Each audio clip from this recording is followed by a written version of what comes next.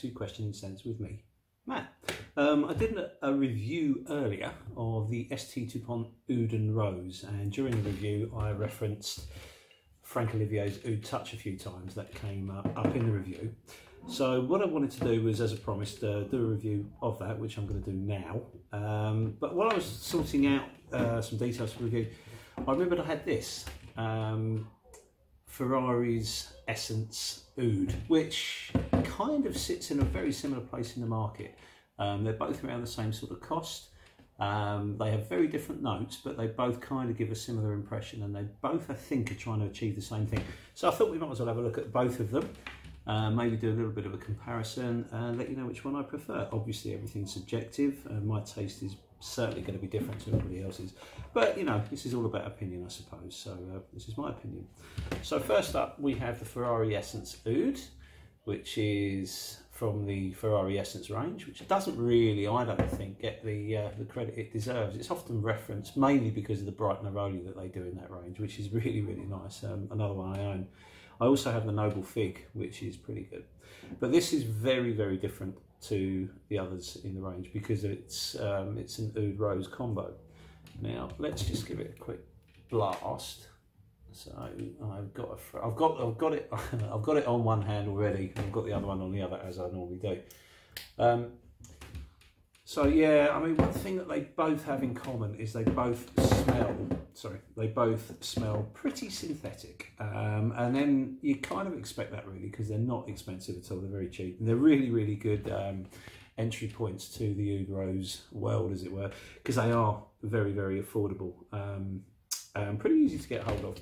Let's have a quick look at the bottle. It's absolutely glorious. I mean, this is only a little 50ml. But if you look at that, the detail on it is excellent, and this kind of like leather tyre, obviously, which is tied up with the brand. After all, they do make supercars.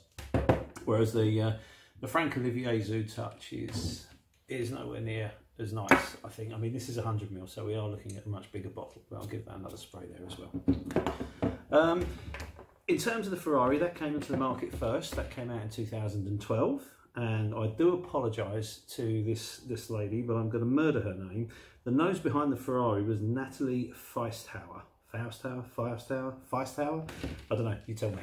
Obviously a bit of a legend within the industry. She's worked with Amouage, she's worked with MDCI, she's worked with Boss, she's also worked with DuPont, she's worked with Chopard, she's worked with Cartier. So lots of experience within the industry, especially some of the the bigger niche brands as well. So that's always good. Both of these have got a heck of a list of notes. They're really, really complicated. With the Ferrari Oud, you've got cumin, animalic notes, leather, oud wood, amongst a plethora of others. And with the Oud Touch, you've got pretty much everything but the kitchen sink in this. You've got orange, raspberry, toffee, violet, rose, jasmine, patchouli, amber, musk, vanilla, and obviously oud. Now, when you spray them both, as I said, they are actually quite similar. I mean, if you're going to take it apart, there are quite a lot of different notes, but they're both, as I say, trying to get to the same destination. And they both suffer, in my personal opinion, from an opening that's very loud and very synthetic. And with both of them, it takes a little while for that to kind of calm down. About the same really. With the Ferrari, the first things you get are sweetness, and you get an oud, and you get a rose. And the rose isn't the greatest, to be honest.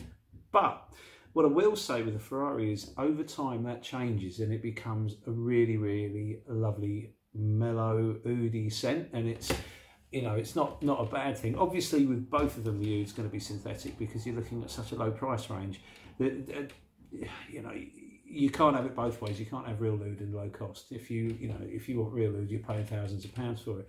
And there's a good reason. There's a very good documentary actually on YouTube called Scent from Heaven, I think it's called, and that's about the oud industry and how much it costs and what's going on and how endangered it's becoming, and the agarwood trees themselves, and all sort of crime that's related to it and stuff. Fascinating stuff actually, and well worth a look. But we have to take it as a given that these are going to have synthetics in them. And that's not a bad thing. Synthetics in perfumery are very important. They help perfumes last. They also smell nice, and they give us a chance to get our noses on things that would potentially cost a lot more money if they weren't being used, weren't using synthetics. So basically with the Ferrari, you've got a bright, slightly synthetic opening. I know I keep saying that, but you can't get away from it. And then it calms down, and it doesn't really change much after that. It's quite linear, which isn't a bad thing. And then it will stay on your arm for hours and hours. It projects very well for the first hour, 2 hours, and then it kind of calms down and becomes more than a skin scent, but definitely a skin scent. It sits quite close, so again, it's not blasting out, but it just stays like that, and basically until you wash it off. I've worn this to work, and I've come home from work after, what, 8 or 9 hours, and I can still smell it very clearly on me. So you do get great performance from it, and it is nice too. You know, there's nothing wrong with it. With the Oud Touch, again, you've got that synthetic blast, and I did mention before in one of my previous videos that it does smell like getting into the plastic interior of a new car, and I still stand by that. It very much reminds me of that. Again, this one does get compared to Dior's Oud Ispahan. Now, I don't own that, and I've not smelt it in a long time. I have smelt it in store before, and it's been so long ago since I've done that, I can't really say yay or nay, to be honest. I wouldn't be being very honest if I was to say, yeah, it smells exactly the same, buy it, because I honestly don't know. I will come back, you know, next time I'm in somewhere that sells it, I'll have a sniff of it, and then maybe I could put some comments in on this to confirm or deny. The internet seems to be awash with this being a good clone of Dior's Oud Ispahan, but again, I don't want to go into that because I don't really know. What does this smell like once it's calmed down? Once it's calmed down and that plasticky new car vibe has gone, it's actually quite pleasant. I quite like it. I mean, I wear them both a lot. Probably I wear this more than the Ferrari, but that could just be something as simple as that this is at the back of the shelf and I don't see it as often. I don't really think there's much in it in terms of quality or performance. This performs really well as well. It's not a screaming beast mode by any means, but it does have quite a loud opening, and then it does last about the same sort of time. You both got them on for a very long time and you spray them. So in terms of if you want to wear them to work or you want to wear them out, they're really good for that because you can spray when you leave, and they're still going to be there when you come home. So, you know, no problems there.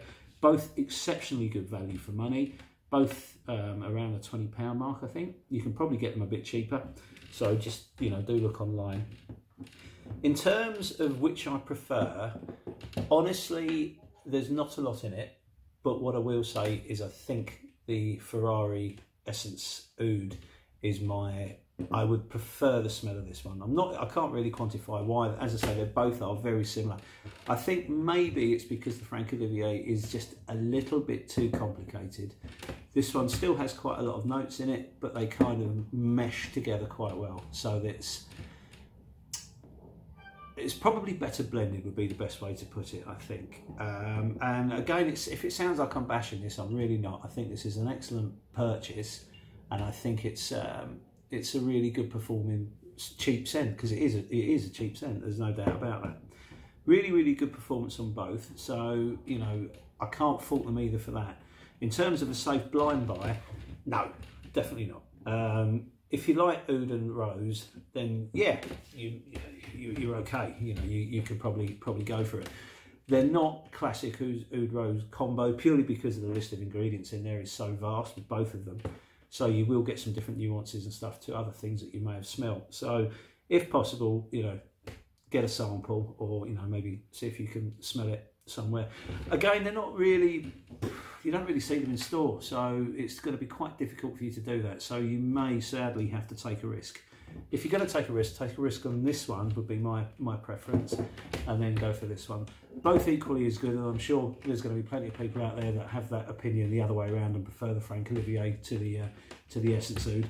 And I'm sure that, you know, everyone's justified in that because this is a personal thing. But for me, this one is the better one for me, but I do like this. Both enjoyable, and both pretty good stuff. So listen, thank you very much for your time. I really appreciate that. I hope this has been of some kind of help for you, and we will speak to you very soon if you let us. So thanks very much. Cheers, bye.